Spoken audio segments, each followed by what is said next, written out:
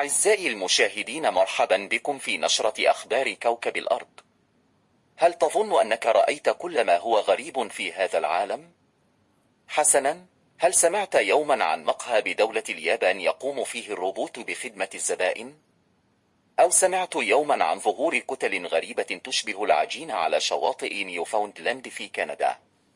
هل تستطيع أن تعيش لمدة يوم كامل في الظلام التام بجميع مدن بلدك؟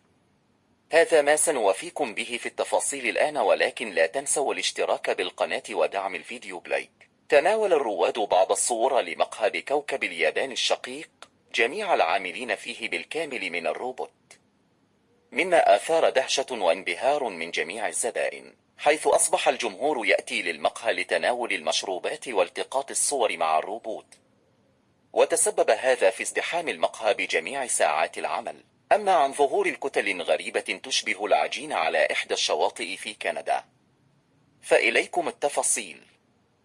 آثار دهشة العديد من رواد شاطئ نيوفاوندلاند في كندا ظهور كتل تشبه العجين، حيث أن حتى الآن لم يتعرف الباحثين على مكونات هذه المادة، ولم يتعرف الباحثين حتى الآن من أين جاءت هذه المادة. هل من البحر؟ هل من الفضاء؟ هل ألقاها أحد الأشخاص الباحثين عن الشهرة؟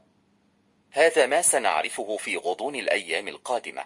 والآن مع الفقرة الختامية، ولكن لا تنسوا الاشتراك في القناة لتتمكنوا من معرفة المزيد عن غرائب هذا العالم. هل تستطيع أن تعيش يوما كامل في الظلام التام بجميع مدن بلدك؟ هذا ما حدث بمدينة جونو بولاية ألاسكا يوم 18 أكتوبر عام 2023. في مبادرة غير معتادة لمواجهة تلوث الضوء، قررت السلطات بولاية ألاسكا إطفاء جميع الأضواء غير الضرورية لمدة ليلة واحدة، بهدف تقليل التلوث الضوئي وتشجيع الناس على الاستمتاع بجمال السماء الليلية الصافية.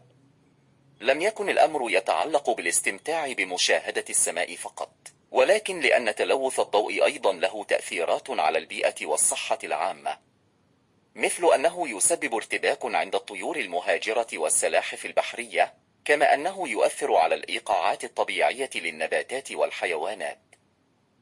إلى هنا أصدقائي وصديقاتي تنتهي النشرة، ولكن لن تنتهي الأخبار. تابعونا واشتركوا بالقناة لتتمكنوا من معرفة أغرب ما يدور في هذا العالم. نشكركم، والسلام عليكم ورحمة الله وبركاته.